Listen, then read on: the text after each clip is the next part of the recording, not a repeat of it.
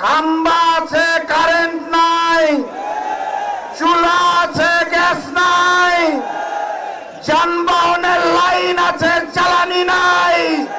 এত নাই নাই নাই এর দেশে ওই বিএনপি সরকারের আর প্রয়োজন নাই।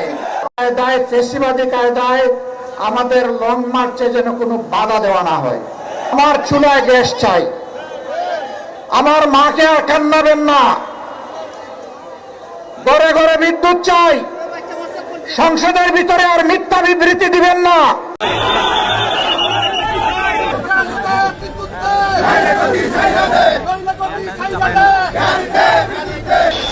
তেল গ্যাসের দাবিতে জামায়াত ইসলামীর সমাবেশ থেকে গণ অবস্থান থেকে কিন্তু পরবর্তীতে একটি বিক্ষোভ মিছিল আসে এবং পরবর্তীতে সেটি সচিবালয়ের মুখে যাওয়া শুরু করলে কিন্তু আমরা দেখতে পাচ্ছি পুলিশের বাধার সম্মুখীন হয়। আমরা রয়েছি সরাসরি এই মুহূর্তে সচিবালয়ের সামনে।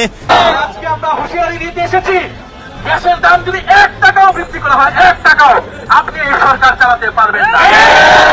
প্রতিশ্রুতি দিয়েছিলেন বিদ্যুতের দাম বাড়াবেন না, আপনি কেন বিদ্যুতের দাম বাড়িয়েছেন? আপনি প্রতিশ্রুতি দিয়েছেন কর্মসংস্থান করবেন, দ্রব্যমূল্য দাম বাড়াবেন না, আপনি এখন দ্রব্যমূল্য দাম বাড়াচ্ছেন।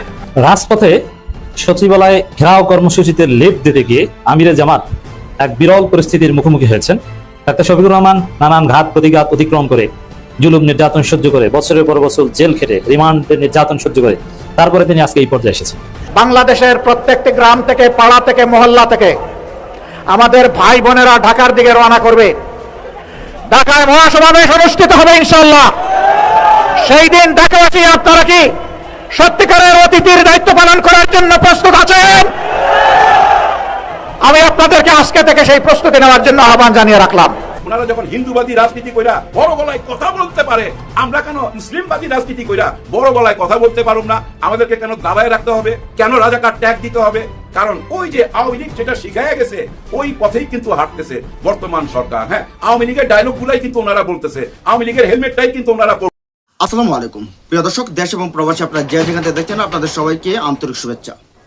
দেখেন, খেলা কিন্তু জমে গেছে। আজকে সচিবালয় ঘেরাও করছিল, সামনের লং মার্চ রাখতেছে, এরপর মহাসমাবেশ, এরপর দেখবেন সরকার পতনের আন্দোলন। বিরোধী দলকে পাত্তা না দিয়ে, জনগণকে পাত্তা না দিয়ে এই সরকার থাকতে পারবে না। দেখেন, অচিরেই তারা নিজেদের পতন নিজেরাই ডেকে আনছে। তো বিস্তারিত ভিডিও রয়েছে, কি আলটিমেটাম দিতে যাচ্ছে, কি করতে যাচ্ছে জনগণকে সাথে নিয়ে, চলো আমরা দেখে আসি। আমরা অংশ নিয়েছিলাম, রাজনৈতিক সংস্কার হবে, অর্থনৈতিক লুটপাট বন্ধ হবে, কিন্তু বন্ধুগণ, সিএনজি স্ট্যান্ডে, বাস স্ট্যান্ডে চাঁদা আগের থেকে 3 গুণ বেশি দেওয়া লাগে।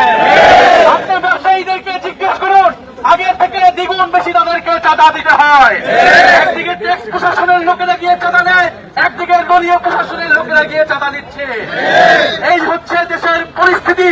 এই পরিস্থিতিতে আমরা দেখতে পাচ্ছি বিশ্ববিদ্যালয়গুলোতে ছাত্রদের উপরে, সাধারণ শিক্ষার্থীদের উপরে, বিরোধী মতের উপরে সরকার দলীয় ছাত্র সংসদের দমন পীড়ন, নির্বাচিত ছাত্র সংসদ নেতৃবৃন্দদের উপরে হামলা করা হচ্ছে, একযোগে সকল ক্যাম্পাস দখলদারিত্ব করার চেষ্টা করা হচ্ছে।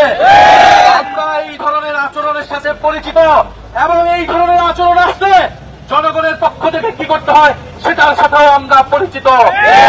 তারা এক আহ্বানকে বলে দিতে চাই, আজকে আমরা সচিবালয়ের দ্বার প্রান্তে এসেছি, প্রয়োজন হলে আপনার বাসভবনের দিকেও যাব, জাতীয় সংসদের দিকে যাব, প্রধানমন্ত্রীর কার্যালয়ের দিকেও যাব, কিন্তু জনগণের যে নিত্য প্রয়োজনীয় অধিকার, সেই অধিকারের সুরক্ষা আমরা নিশ্চিত করব ইনশাআল্লাহ।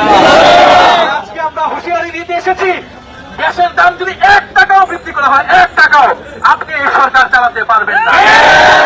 প্রতিশ্রুতি দিয়েছিলেন বিদ্যুতের দাম বাড়াবেন না, আপনি কেন বিদ্যুতের দাম বাড়িয়েছেন? আপনি প্রতিশ্রুতি দিয়েছেন কর্মসংস্থান করবেন, দ্রব্যমূল্য দাম বাড়াবেন না, আপনি এখন দ্রব্যমূল্য দাম বাড়াচ্ছেন। এসব পায়তারা চলবে না, এসব মুনাফিকগিরি বাংলাদেশে। আমরা আজকে এসেছি শান্তিপূর্ণ আন্দোলন, আমরা শান্তিপূর্ণভাবে এখন অবস্থান কর্মসূচি করছি। এই আমলারা, দুর্নীতিবাজ আমলারা, শেখ হাসিনার সময় আমরা দেখেছি এরা কিভাবে দুর্নীতি লুটপাটের সাথে জড়িত ছিল। অন্তর্বর্তী সরকারকে ওরা কাজ করতে দেয় নাই এবং এই তারেক রহমানের দুর্নীতিবাদদের সাথে হাত মিলিয়ে এরা জনগণের বিরুদ্ধে অবস্থান নিয়েছে। সবাই আমরা খুবই স্বাভাবিকভাবে বিরোধী দলের পক্ষ থেকে আমরা আমাদের মৌলিক দাবিগুলো জানাতে এসেছি, শান্তিপূর্ণভাবে, নিয়মতান্ত্রিকভাবে, কিন্তু তারা এখন পর্যন্ত না সেটাই প্রমাণ করলো যে এই সরকার জনগণের কোন দাবিকে তোয়াক্কা করে না, জনগণের দাবিকে তারা তোয়াক্কা না করে তাহলে তাদের পরিণতি কি হবে এটা আমরা 24 সালে দেখে নিয়েছি। ফলে আমরা বলবো এখনো সময় আছে, জনগণের প্রতি দেওয়া ওয়াদা পূরণ করুন, গণভোটের গণনায় বাস্তবায়ন করুন, গ্যাস এবং বিদ্যুতের সরবরাহ নিশ্চিত করুন, দ্রব্যমূল্য নিয়ন্ত্রণ করুন এবং দেশের আইন শৃঙ্খলা, এই যে স্বরাষ্ট্রমন্ত্রী বড় বড় কথা বলে বেড়ায়, সংবিধান সংশোধনের কথা বলে বেড়ায়, অথচ আইন শৃঙ্খলার পরিবেশ ঠিক করতে পারে না। কিন্তু সংবিধান নিয়ে বলে আছে, পরিবর্তন নিয়ে বড় বড় কথা বলে, আর বাংলাদেশে কোন খাপি ধর্ষণে ছেয়ে গিয়েছে, আমরা এটা হতে দেব না ইনশাআল্লাহ। রাজপথে সচিবালয়ে ঘেরাও কর্মসূচিতে লেপ দিতে গিয়ে আমিরে জামাত এক বিরল পরিস্থিতির মুখোমুখি হয়েছেন। আমিরে জামাত ডাক্তার শফিকুর রহমানের জন্য এটা ভিন্ন এক পরিস্থিতি। ডাক্তার শফিকুর রহমান নানান ঘাত প্রতিঘাত অতিক্রম করে, জুলুম নির্যাতন সহ্য করে, বছরের পর বছর জেল খেটে, রিমান্ডের নির্যাতন সহ্য করে তারপরে তিনি আজকে এই পর্যায়ে এসেছেন। তিনি একজন পোর খাওয়া রাজনীতিবিদ, একদম সিলেটের প্রত্যন্ত অঞ্চল থেকে উঠে এসে এখন জাতীয় রাজনীতির জাতীয় নেতা এবং প্রধানমন্ত্রী হওয়ার দ্বার প্রান্তে। তা সত্ত্বেও ধাক্কাধাক্কির রাজনীতি, এতে ডাক্তার শফিকুর রহমান ওইভাবে অভ্যস্ত নয়। এটা যখন সিলেটে আমির ছিলেন তখন কিছুটা হয়েছে, কিন্তু এখন তার বয়স হয়েছে, তিনি হার্টের রোগী, বাইপাস সার্জারি হয়েছে। কিন্তু আমরা এই পরিস্থিতিতে দেখলাম যে সচিবালয়ে ঘেরাও কর্মসূচি পালন করছে 11 দলীয় জোট, সেখানে পুলিশ বাধা দিচ্ছে এবং ধাক্কাধাক্কি, বাধা অতিক্রম করে সামনে যাওয়ার চেষ্টা। নাহিদ ইসলাম আছেন সাথে, রাশেদ প্রধানরা আছেন যারা হিট নেতা, কিন্তু ডাক্তার শফিকুর রহমান যেহেতু এখানে নেতা, তাকেই লিড দিতে হচ্ছে, পরিস্থিতি সামাল দিতে হয়েছে। দর্শক, এ ধরনের পরিস্থিতিতে এই প্রজন্ম ডাক্তার শফিকুর রহমানকে দেখে নেই। সিলেটের আমির থাকা অবস্থায় এরকম কিছু ঘটনার খোঁজ আমরা পেয়েছি, কিন্তু রাজধানীতে ডাক্তার শফিকুর রহমান এভাবে ওপেনলি পুলিশের সাথে ধাক্কাধাক্কি ঘটনা এই প্রথম। তবে এই জায়গাটায় আরো অভ্যস্ত হতে হবে, কিছু ঘাটতি ছিল। নাহিদ ইসলামরা এটা যত সুন্দরভাবে পারেন বয়সের কারণে বা তাদের একটা প্র্যাকটিস আছে, ডাক্তার শফিকুর রহমানের ক্ষেত্রে এটা ওইরকম সুন্দরভাবে মানায়নি। যে জন্য আমি যেটা বলতে চাই, ডাক্তার শফিকুর রহমান আমিরে জামাত, তিনি বক্তব্য দিবেন, মাঠে নামবেন, সব ঠিক আছে, কিন্তু এই ধরনের ধাক্কাধাক্কিতে তার না পড়াটাই ভালো। এটা জামাতের সেক্রেটারি জেনারেল মিয়া গোলাম পরোয়ারের এরকম অনেক অভিজ্ঞতা আছে। এই জায়গাটা যদি তিনি থাকতেন আরো সুন্দর দেখাতো। এবং আমিরে জামাত তিনি বক্তৃতা দিবেন, মাঠে মাঠে মাঝে মাঝে রাজপথে নামবেন, বড় বড় সমাবেশের প্রধান অতিথি থাকবেন, কিন্তু সচিবালয়ে ঘেরাও কর্মসূচিতে যে পুলিশ এক পর্যায়ে বাধা দিবে, ধাক্কাধাক্কি হবে, এটা অনুমেয়, এটা সবাই জানে। এবং এই বাধা এটা ওরকম সিরিয়াস কিছু না, ওই জায়গায় এরকম আটকে দেয়, এ ধরনের ঘটনা সবসময় ঘটে। যেমন আপনি যদি কোনো দূতাবাস ঘেরাও করতে যান, একটা জায়গায় আপনাকে পুলিশ আটকে দিবে, আপনি ওই জায়গায় থেমে তারপরে চলে আসবেন, ইটস ভেরি নর্মাল।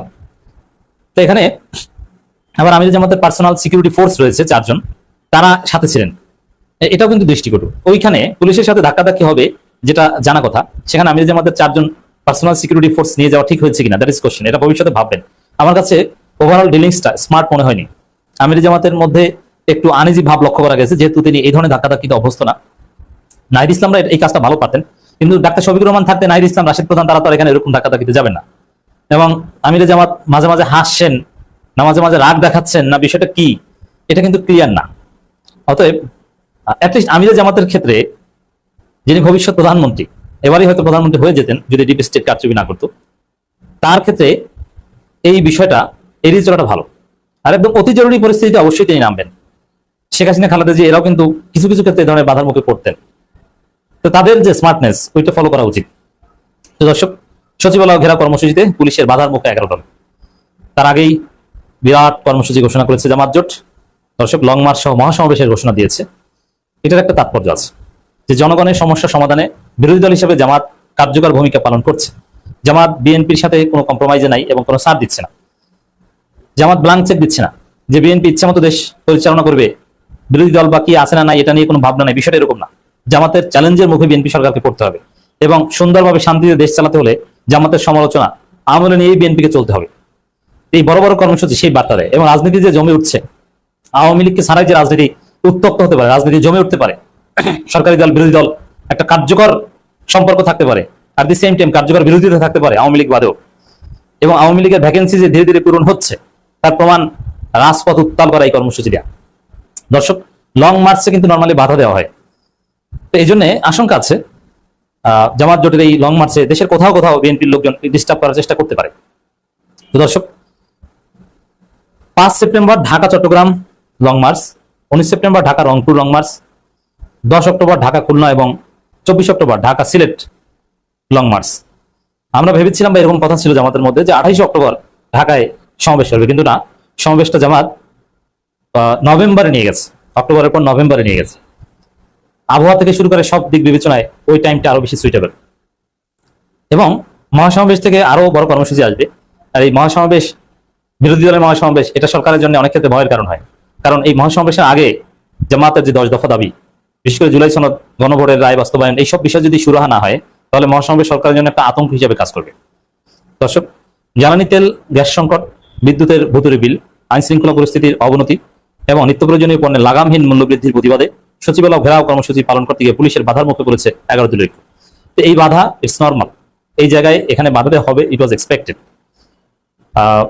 এবং এটা গতানুগতিক বাধা আমি বলবো না, যে বাধা বলতে যা বোঝায় বিষয়টা ওরকম না। অবস্থান কর্মসূচি শেষে সচিবালয়ের উদ্দেশ্যে মিছিল নিয়ে রওনা হলে 0 পয়েন্ট এলাকায় ব্যারিকেড দিয়ে তাদের অগ্রযাত্রা আটকে দেয় পুলিশ। তবে হ্যাঁ, কোনো কোনো ক্ষেত্রে আরেকটু সামনে যেতে দেয়, কোথাও কোথাও 0 পয়েন্ট এলাকায় আটকে দেয়। এই পার্থক্য হচ্ছে এই জায়গায়। সচিবালয়টা একটা কেপিআই, ওখানে কোনো রাজনৈতিক দলকে সভা সমাবেশ নিয়ে, সেটা যে দলই হোক না কেন, তাদেরকে চূড়ান্ত কোনো অভ্যুত্থান টাইপের পরিস্থিতি ছাড়া যেতে দেওয়া হয় না। দেখেন, এই বিএনপির তারেক রহমানের সরকারকে এই গণ দাবি, জুলাই সনদ বাস্তবায়ন, গণভোটের এটা কিন্তু মানতে হবে, না মেনে পার পাবে না। হয়তোবা তারা এটাকে মেনেই রাষ্ট্র ক্ষমতায় থাকতে হবে, জনগণের যে দ্রব্যমূল্য এগুলো নিয়ন্ত্রণে রাখতে হবে, রেখে থাকতে হবে, আর না হলে তারা ক্ষমতা ছেড়ে যেতে হবে। কারণ সে কুসুম কুসুম প্রেমালাপ এগুলো আর থাকবে না। ফাইনালি আজকে থেকে রাজপথে নেমেছে বিরোধী দল। এটা আন্দোলনে আস্তে আস্তে আন্দোলনের রূপ নেবে। তারপর একদিন দেখবেন এদেশের জনগণ সাথে নিয়ে চূড়ান্ত আন্দোলনে ডাক দিবে। বিরোধী দলের উপর জনগণের আস্থা আছে। মানুষ এখন গ্যাসের অভাবে রয়েছে, বিদ্যুতের অভাবে রয়েছে, পানির অভাবে রয়েছে, বিভিন্ন কিছুর অভাবে রয়েছে। তারপর নিত্য প্রয়োজনীয় জিনিসের দাম বাড়ছে, একেবারে এলাহি কাণ্ড। তো এই যে এত কিছুর কারণে কিন্তু এই আন্দোলনে নামবে আর এই জনগণও নামবে। তখন কিন্তু বিএনপির সরকারের কিছু করা থাকবে না। সেই 17 বছরের হাসিনা যখন থাকতে পারে নাই, এই বিএনপি সরকার থাকতে পারবে না। তো যাই হোক, ভালো সময় থাকতে ভালো হয়ে যাক, মিলেমিশে দেশটা চালাক, আর না হলে পরিস্থিতি খারাপ হবে। প্রিয় দর্শক, আপনাদের মতামত কি জানাবেন কমেন্ট বক্সে।